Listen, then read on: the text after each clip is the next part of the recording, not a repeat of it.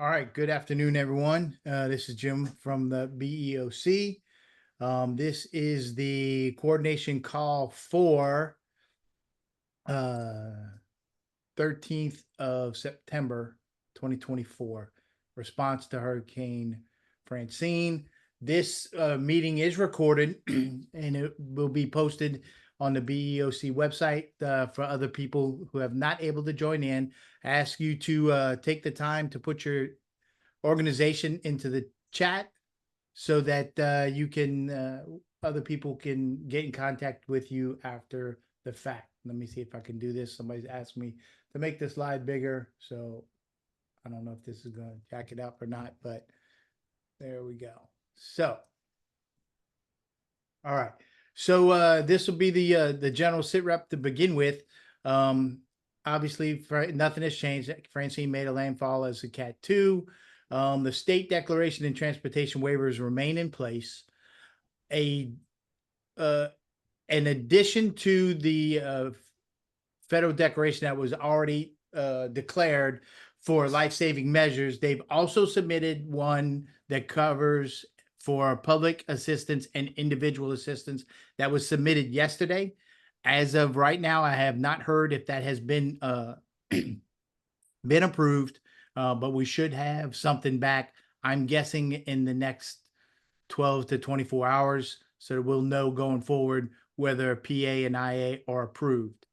If it is denied initially, we will go back and resubmit as more of the damage assessments are completed. Overall, the recovery efforts outside of the strike zone, the immediate area where Francine made landfall, are progressing with amazing speed.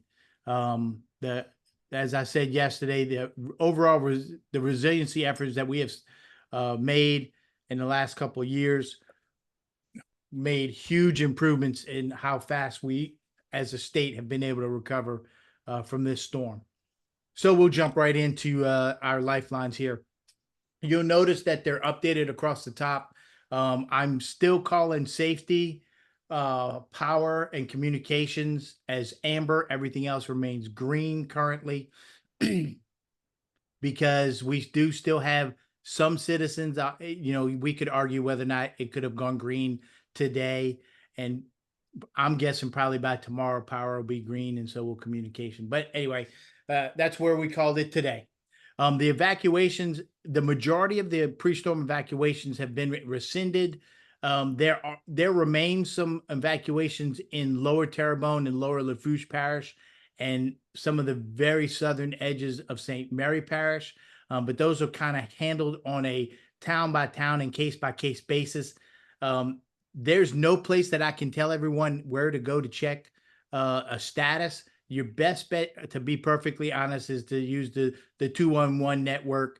They'll be able to give you the lowdown on what's going on in your local areas. And for business owners that are there, or for national interests that are trying to come in, that's your best point of contact first, to be able to find out if there's any evacuations or curfews in that area. And then if there are curfew, on who to contact, because it's going to be handled at the lowest level.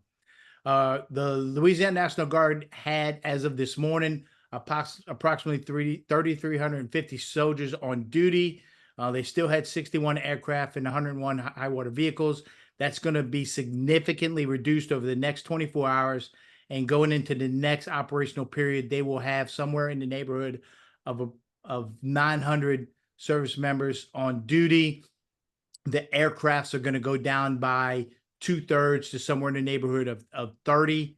And then the high water vehicles will go down by 2/3 as well. So they'll have somewhere in the neighborhood of 35 high water vehicles available. But to be perfectly honest, the waters have receded in many areas, and the high water vehicles will probably not be necessary for this operation going forward. All of the state police troops have returned back to normal duty, except for Troop C, which is right in the affected area. They're still working a double shift. and all other troops and augmentees that came from the northern troops in the state have returned. The state fire marshal, urban rescue teams, and their IMAT team has also been stood down. As of today, there were 10 pods open.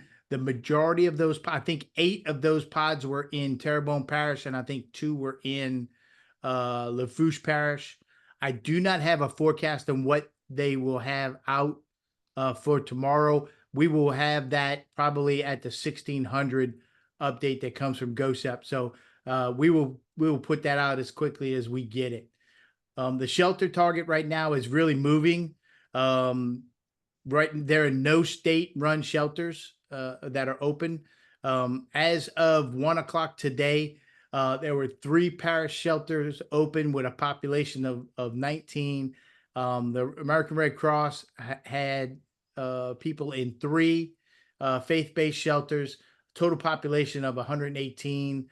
So as you can see, no mass feeding going on. Now that number is probably going to be in flux probably throughout the weekend, because as people start to return that may have evacuated, may not have power or may have some damage. So that population, but I don't see it growing in great leaps and bounds over the next 48 hours. Health and medical, to date, it's a very, very good report that there are no casualties associated with the results of weather effects at Francine. The 2 nursing homes remain evacuated, although we expect those those folks to be returned in the next 24 hours. Health and hospitals are reporting that 7 hospitals, 12 nursing homes, and 12 assisted living facilities were on generator power, and that they were deactivating the surge ambulance contract. There were 6 water systems that were out. Believe it or not, the majority of those were in St. Tammany Parish. But then there were also 6 water advisories, boil advisories that were published this morning, and 37 systems on generator power.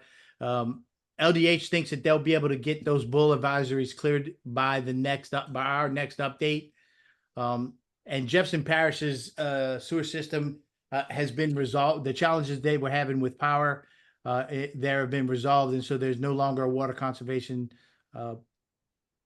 order in Jefferson Parish. The really good news story in the recovery effort is this: in the energy sector, there yesterday morning at about 06, the high of 404,000 customers were out of power. As of the 12 o'clock report, there are 114,000 customers. That's a 71% decrease in about 36 hours if you're looking at that. So just a phenomenal job by the power people fixing things up. There are some patches that are in the more remote areas in the strike zone in St. Mary, in Lafourche, and in Terrebonne Parish, where they need either airboats or swamp buggies to get those electrical lines rebuilt. So those will be out for potentially up to 7 to 10 days. But what the Public Service Commission and the energy marketers are projecting is by Sunday, they will be above 95% restored across the state. We're down to 2 of the Elwyn towers that are out of service right now. 2 are out and 2 are on trunking, so they're not working at 100%. The cell on wheels and the generator on wheels to support the towers still remain in reserve, and the commercial carriers are still continuing to make repairs to the networks that have been affected. What I'm hearing from my contacts with 2 of the larger carriers is that by Sunday, the majority of the services should be returning to close to pre-storm standpoints. The height and weight waivers on the transportation network, the height and weight waivers remain in place, and they will probably be in place for at least throughout the weekend. I don't expect any major changes on that to happen until earlier next week at the earliest. All of the flood protection gates and measures that were taken in the greater New Orleans area and south southern parts of that area have been reopened, and so the transportation network there has gone back to normal use. The only port that we're tracking that has any reduction in service is Port Fourchon. On no hazardous materials leaks or anything have been noted. Lasco was supposed to be doing a flyover to see if there were any of the abandoned wells in the area that may have had any releases. But as of probably about 1 o'clock today, there was nothing that they were reporting. They're also advising the parishes in the affected areas to make sure that they contact them about any debris collection and debris collection sites so that they can avoid any problems with permitting, which would lead to a lack of funding on the backside of this. We will do our next coordination call on Monday at 3 p.m. GOSEP is expected to be standing down their level today at 1800. So at 6 p.m. today, they will go into a kind of a normal duty hour status, but they do have a crisis action team that will be working 24 hours a day. And so if there are any things that go out, that GOSEP will still be able to handle it. But the staff and those that from the other ESFs will be returning back to their normal duty hours. We will still have visibility at the BEOC throughout the weekend, but we will just be working extended hours. Do not have 24-hour coverage at the BEOC. And significant changes. These slides will be available today, and over the weekend they will be available at the 1500 normal time frame. And we will also publish the GOSEP sit reps as they are published as well. So you're getting everything from the horse's mouth. So with the reduced number of folks that are online, at this point in time, I don't see anybody from GOSEP online unless I'm missing them. So I'll just open it up to the floor. Are there any questions that or concerns that somebody may have that we need to address in this forum? Jim, this is Ines Pierce with the U.S. Chamber's Disaster Help Desk. I just wanted to mention that for those that may not be familiar, we've activated the help desk, and if any chambers or small businesses are impacted out there, I'm going to post in the chat our phone number, the 888-MY-BIZ-HELP. So it's a resource. We're activated all the time, but it's something that, again, for anyone that's in need, we direct them back to the local resources, but it gives them a go-to place. So I'll just post that information so anyone who needs it, wants to share it, will have it available. Do you have any problems with us sharing it through our network as well? Absolutely not. All right. Thank you very much. We will make sure that that gets out there. And thank you very much for chiming in and sharing that information. Leah from Region 6, is there anything that I missed or anything you need to add? No, I don't have anything to add. Thanks so much. Okay. All right. Any other questions potentially out there? All right. Well, thank you very much, ladies and gentlemen. That gets right at 15 minutes for this briefing. Well, I really do appreciate your time. As more information becomes available, we'll continue to pass that information around. And then y'all, if y'all are in the recovery efforts, y'all please stay safe. Thank you very much. This is the BEOC out.